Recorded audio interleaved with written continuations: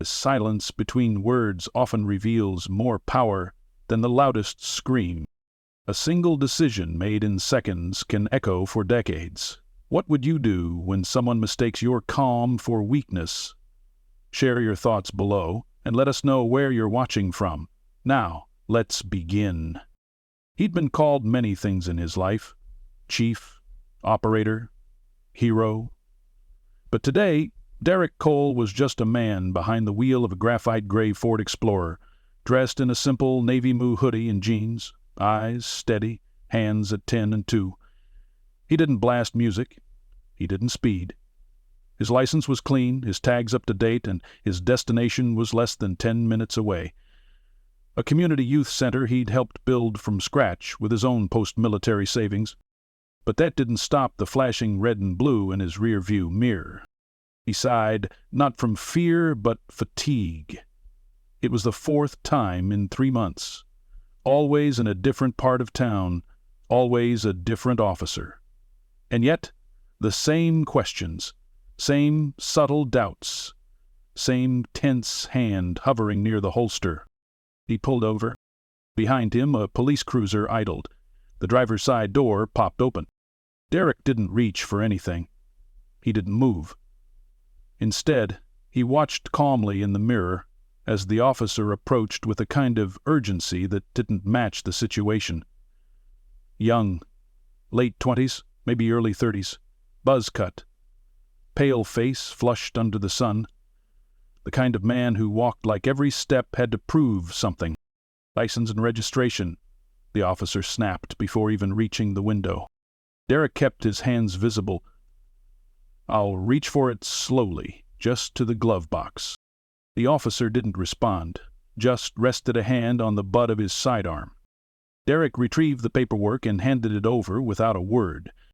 Officer Bradley Kent scanned it with a frown. "What are you doing in this neighborhood, Mr. Cole?" "I live 2 blocks away." "Got ID to prove that?" Derrick motioned to his license. Kent looked, then back at him. "This your vehicle?" "Yes." "Got any weapons in the car?" "No." "You sure? You look a little tense." Derrick's voice was even. "I'm always calm. It keeps things from escalating." That line, intended as de-escalation, did the opposite. Kent's lips curled. "Step out of the vehicle." Derrick didn't move. "Is there a reason for that?" "You fit the description of someone we're looking for. Step out." "What?" "Description. Step out." "Now." Derrick exhaled slowly, then did as he was told. Kent was already walking around the vehicle, hand still resting on his sidearm like it was second nature. "You military?" Kent asked. "Yes." "Wait. Basic. What unit?" Derrick just looked at him, the kind of look that said, "This conversation's going the wrong way." Kent took a step closer. Too close. "I asked you a question." "I heard you." Something shifted in Kent's eyes. A flash of something unprocessed, a threat to his sense of control. He moved like lightning, striking faster than Derrick could have expected, palm open. The slap rang out like a shot. Derrick didn't flinch, not even a blink. He just stared. His breathing didn't change, his jaw didn't tighten. It was as if he had been struck by the wind and not a man's hand. Kent, a half step back, was breathing harder. The tension sat on his face like steam pressing from within. He expected something. Anger, violence, an argument, anything to justify the next move. Instead, Derrick leaned in slowly, calmly, close enough for only Kent to hear. His voice was a whisper, but it carried steel. "Commander, SEAL Team 3, 20 years, 3 tours, 1 silver star." Kent blinked. The silence stretched. "Let go of whatever you're thinking next," Derrick added, lower this time, "before you end your career on a curb." It was like flipping a switch. Kent's body stiffened. His hand dropped from the holster. He took a step back. The badge on his chest suddenly felt heavier. The weight of what he'd done, and to whom, began to sink in. Derrick straightened, gave him one last clear look, then turned away. Kent opened his mouth, then closed it. His training was catching up to him now, playing rewind in slow motion, horror by frame. And for the first time that day, Derrick allowed a flicker of emotion to pass across his face. Not anger, not revenge. Disappointment. From the sidewalk, a bystander's phone had already begun recording. The moment had escaped Kent's control long before he ever knew it. And, now, it belonged to the world. The video didn't take long to hit social media. 39 seconds of raw footage, grainy, vertical with tinny background noise, showing a black man standing tall while a white officer took a step back like he'd seen a ghost. There was no slap on camera, no whisper captured, just the visible shift. The cop's swagger collapsing into stillness, the veteran's posture unmoved. And in the silence between them, the weight of a truth too old to still be happening. By nightfall, it had over 2 million views. Derrick wasn't even home when it started trending.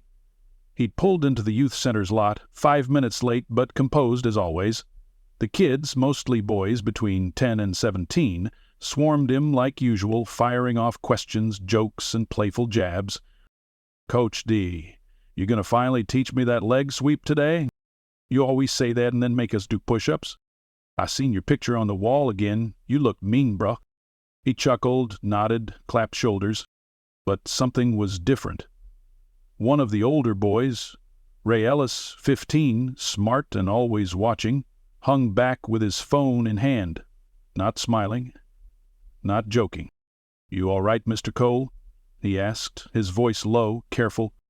Derrick met his eyes. Ray turned the phone around. There it was, his image frozen mid-moment on the screen. Thousands of likes, 100 comments. The caption above the video, "When you slap the wrong black man and he whispers your worst nightmare." Ray said, "That's you, right?" Derrick didn't lie. "It is." "You okay?" "I'm always okay." Ray nodded, but it didn't sit right.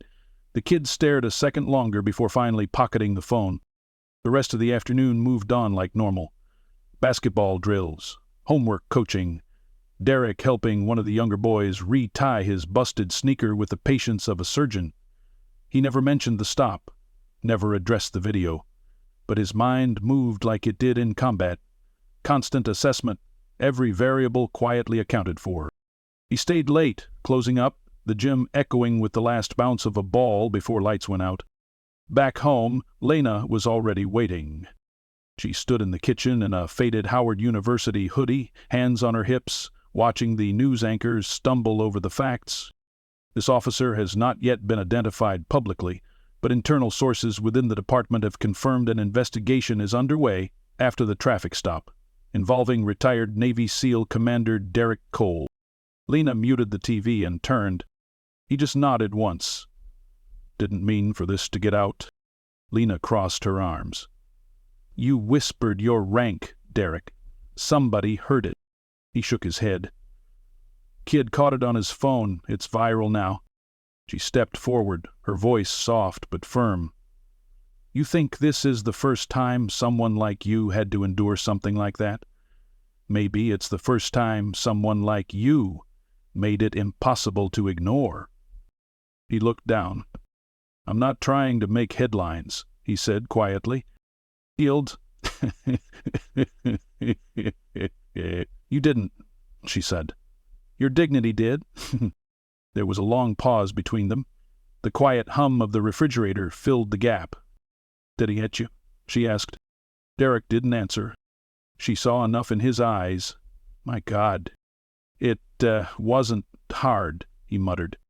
"That's not the point." He knew that. Of course he knew that. But the SEAL in him was always about measuring force, mitigating threat, enduring pain. It was hard to switch that off. To let the world in.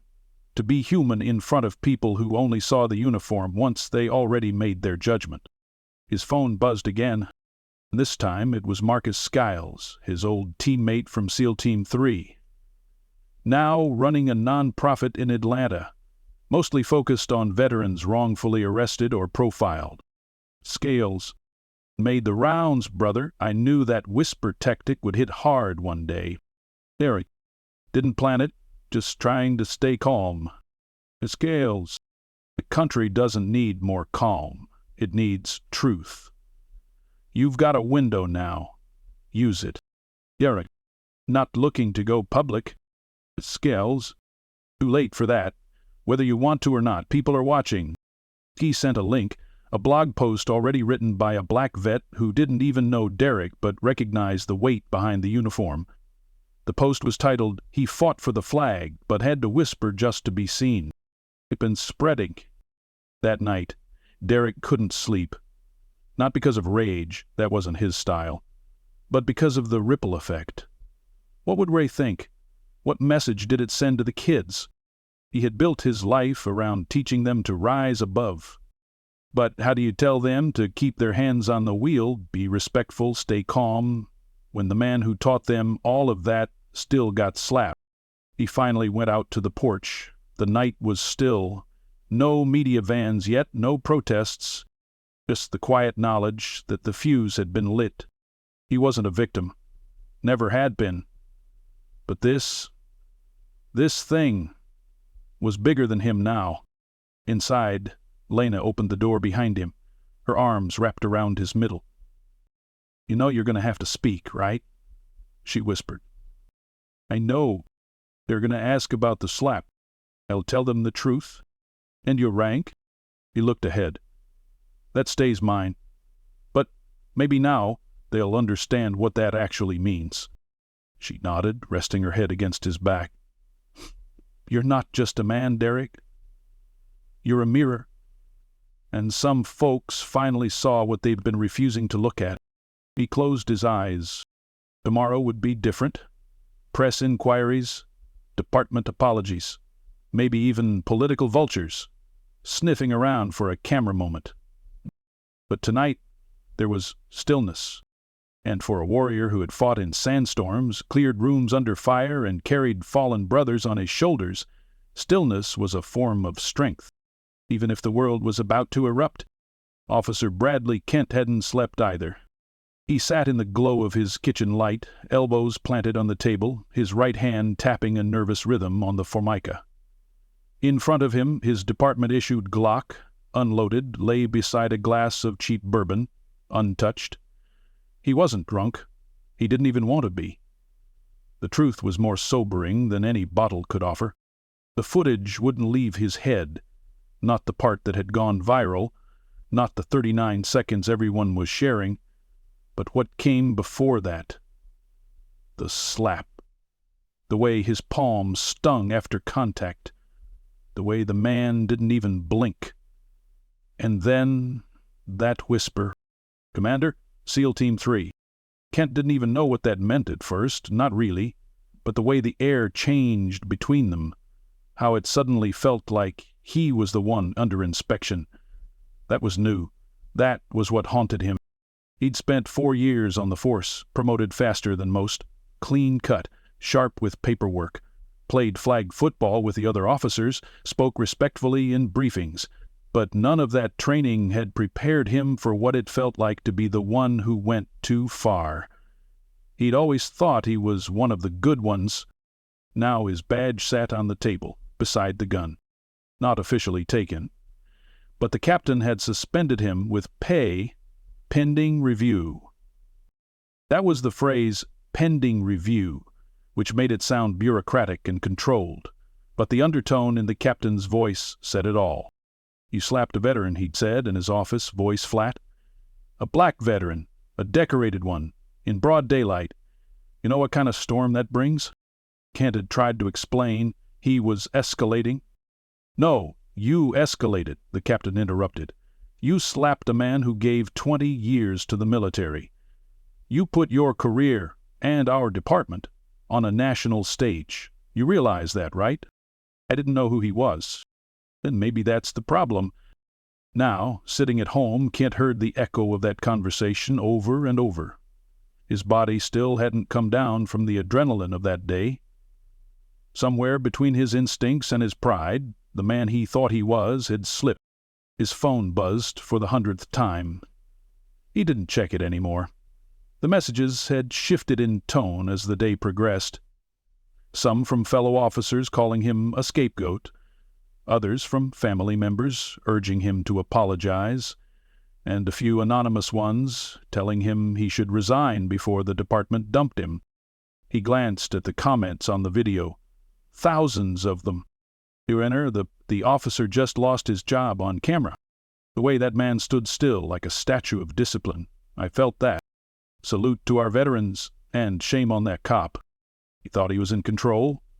Then the man whispered a storm into his ear. Kent shut the phone off. He wasn't a racist. He told himself that over and over. He had black friends.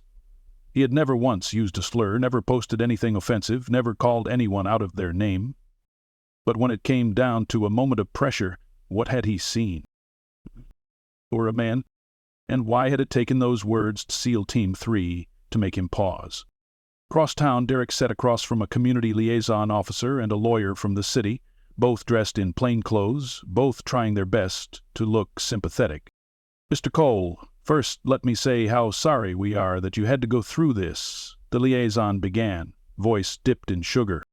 Derrick nodded once. "We were aware of your service and we respect the hell out of it." More nodding. The lawyer leaned forward. "This video's putting heat on the city. You've got a platform now. If you wanted to speak out, we'd help arrange it, give you protection, coordination. We want to make sure your message isn't distorted." Derrick's expression didn't shift. "My message? Well, I assume you want justice, right?" the lawyer continued. "There are ways we can support you. Interviews, community events. You'd be surprised how many veterans are behind you, how many citizens, too." Derrick's hands stayed folded, calm, like always. "I didn't come here to be anyone's symbol," he said. "I didn't ask for this spotlight, and I'm not going to let it be used as cover for your politics." The lawyer blinked, caught off guard. The liaison cleared her throat. "Mr. Cole, respectfully, this isn't political." "Yes, it is," he said. "You want me to speak, but only if I say what you expect. If I stand here with a flag behind me, if I say the right words, if I make it easier for you to fire the cop and move on, that's not justice. That's image control." The room went quiet. Derrick stood. "I'll speak, but it'll be in my way, on my time. And I won't say what you want, I'll say what needs to be said." When he left the building, the cameras were already waiting. He didn't go to them. Instead, he walked 3 blocks south and took a quiet seat on a park bench next to a mural of fallen soldiers painted across the side of a community center. Kids ran in the nearby playground. An old man walked by with a cane, paused when he saw him. "You the man from the video?" the man asked, his voice hoarse with age. Derrick looked up. "Yes, sir." The man gave a long, slow nod. "I served in Korea. Navy, too.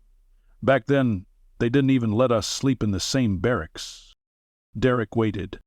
"I watched your face in that video," the man said. "That's the look of someone who already won the fight, before it even started." Derrick didn't respond. He didn't need to. The old man continued walking, his cane tapping like a slow drumbeat on the pavement. In the distance, a local reporter filmed a segment at the courthouse steps. Her words were barely audible from where Derrick sat, but he caught one phrase clear through the wind. As yet to issue an apology, he closed his eyes, because apologies only mattered if they came from a place of change.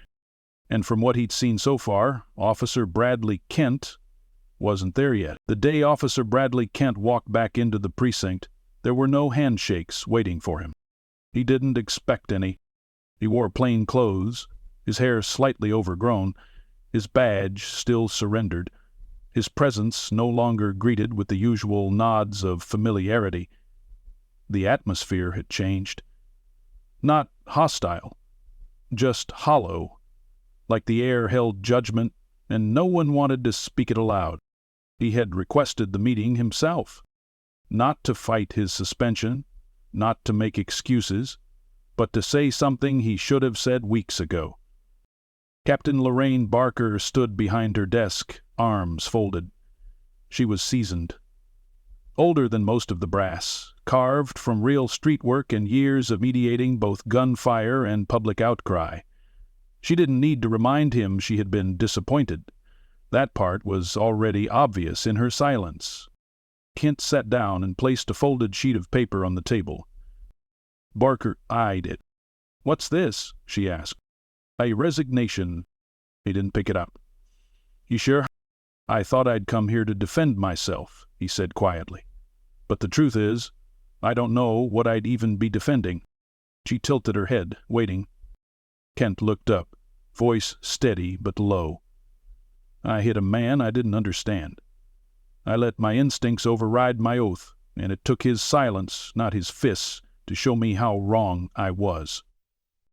There was a pause. Barker finally reached for the paper, but didn't unfold it. "Let me ask you something," she said. "Why now?" "Because I watched the full video again. Not the viral one. The one from the body cam I forgot was even running. I heard the way I talked to him. I saw how I approached that car." He swallowed, and I realized I wasn't afraid of him. I was afraid of who I am when I don't stop to think. Barker leaned forward, tapping a pen slowly against her desk. "You resign, this thing ends for you. The media fades, the comments slow down.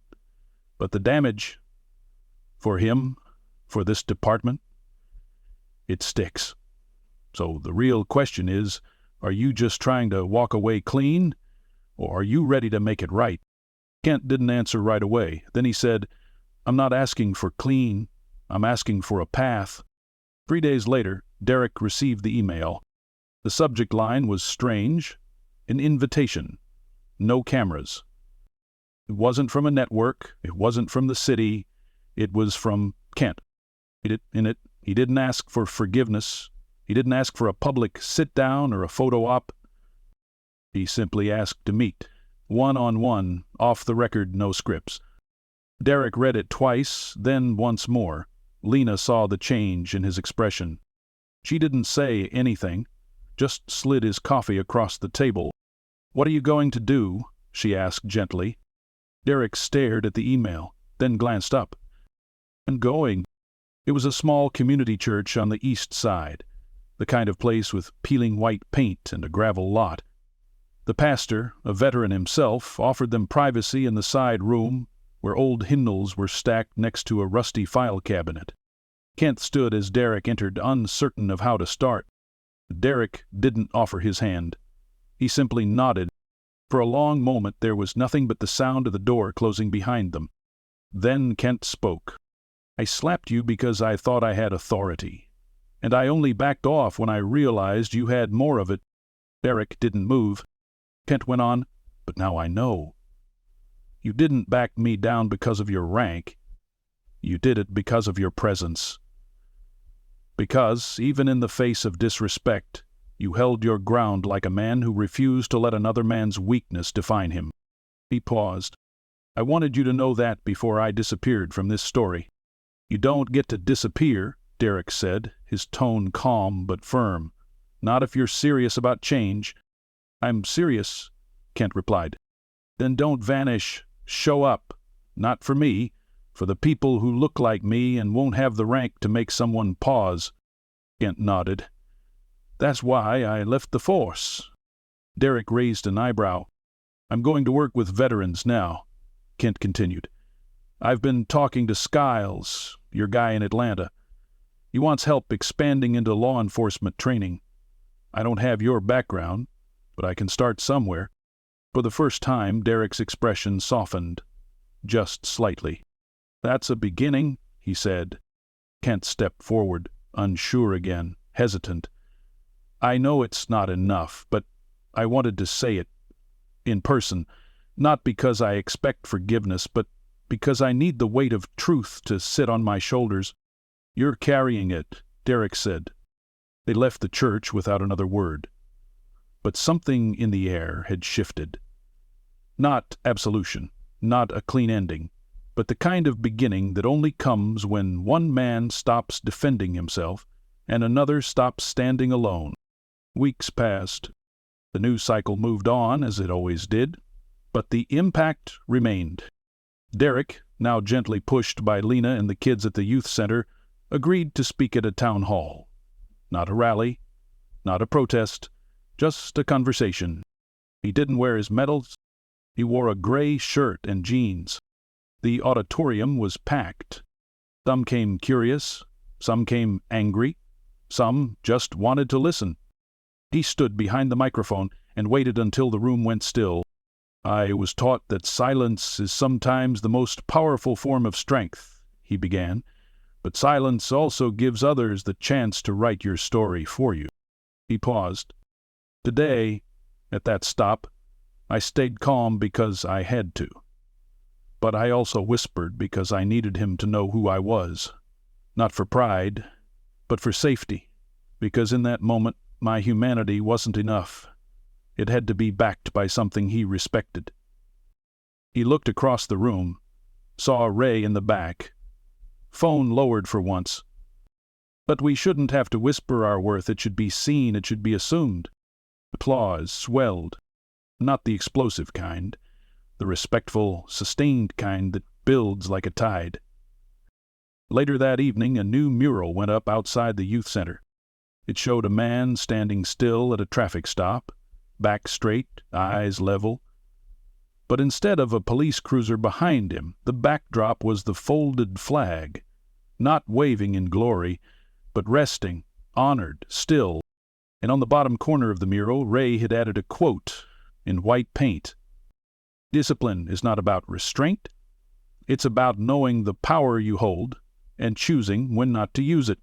Derrick walked past it every morning after that, sometimes with kids in tow, sometimes alone, but always upright, always seen, and never again forced to whisper who he was.